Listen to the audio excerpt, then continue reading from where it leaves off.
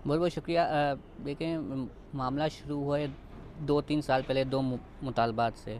वो बढ़ते बढ़ते 38 मुतालबात तक पहुंच गए। जॉइंट अवामी एक्शन ने एक भरपूर एक तहरीक चलाई और आवाम ने उनका साथ भी दिया, जिसकी वजह से साबिक वज़ीर आज़म चौधरी अनवर के ख़िलाफ़ एक तहरीक अदम एतमाद भी लानी पड़ी, जो मुखालफिन थे उनको या अपने साथी थे उनको। लेकिन उसके बाद जो मुआहदा किया, उस पर वज़ीर आज़म आज़ाद कश्मीर फैसल राठौर बार बार ये कहते रहे कि मुतालबात पे अमल दरामद होगा, जो मुआहदा हुआ है वक्त पर उस पर अमल दरामद किया जाएगा। लेकिन जी लग ऐसा रहा है कि हुकूमत खुद भी संजीदा नहीं है, ना आज़ाद कश्मीर की कोई और सियासी जमात चाहती है कि मामला जो है हल जाएं। क्योंकि हम देख रहे हैं कि जून जून इनकी मीटिंग्स होती रहीं, तो एक तरफ तो एक्शन कमेटी की जानिब से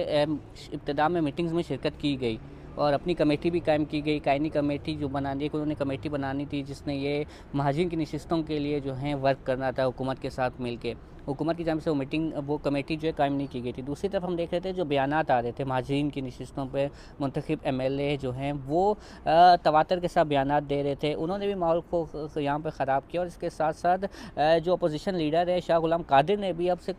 चंद हफ्ते कबल ही उन्होंने कहा कि कोई महाजिन की नशिस्तें जो हैं वो ख़त्म नहीं हो रही, और अगर किसी को शौक़ है महाजिन की नशिस्तें ख़त्म करने का तो वो इलेक्शन लड़े असम्बली में और आके महाजिन की नशिस्तें ख़त्म करें। अब मामला फिर उसी तरफ जा रहे हैं जहाँ पर हम देख रहे थे कि नवंबर में जहाँ पर हालात पहुँच चुके थे, एक मतलब फिर एक अवामी तहरीक जो है वो शुरू होने का इम्कान जो है बिल्कुल नज़र आ रहा है, अगर हुकूमत ने संजीदगी के साथ जो है इन तमाम तर मामलात को हैंडल नहीं किया।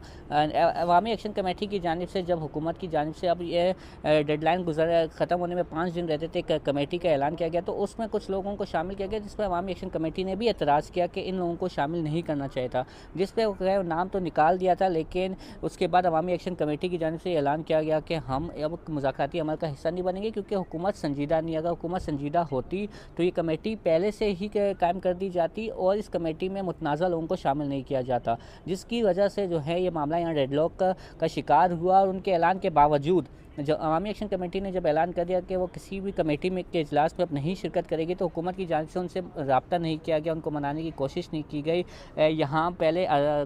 मुजफ्फराबाद में वज़ीर आज़म आज़ाद कश्मीर ने प्रेस कॉन्फ्रेंस की, उसके बाद अब गुज़िश्ता रोज़ वफाकी वज़रा ने यहाँ पर प्रेस कॉन्फ्रेंस की और यही एक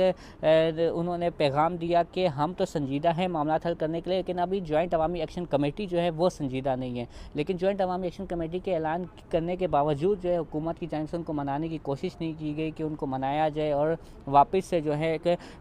मुज़ाकराती नशिस्त बिठाई जाए, ताकि मामलात जो हैं वो बातचीत के ज़रिए आगे बढ़ सकें। मुस्तकबिल क्या नज़र आ रहा है? मुस्तकबिल इसका यही लग रहा है, अगर हुकूमत ने जल्द संजीदगी का मुज़ाहरा नहीं किया तो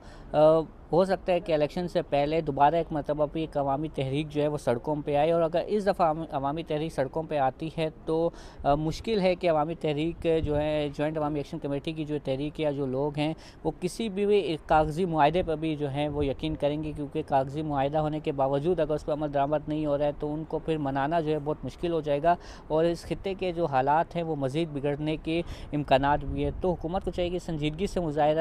का मुज़ाहरा करे, उसमें आज़ाद कश्मीर हुकूमत भी और पाकिस्तान की हुकूमत भी जो है संजीदगी से मुज़ाहरा करे इन सब तमाम तर हालात को कंट्रोल करने के लिए। नून लीग की पाकिस्तान में हुकूमत है, पीपल्स पार्टी की आज़ाद कश्मीर में हुकूमत है, इन दोनों जमातों को अब सोचना होगा और एक सोच समझदारी के साथ जो है आगे बढ़ना पड़ेगा।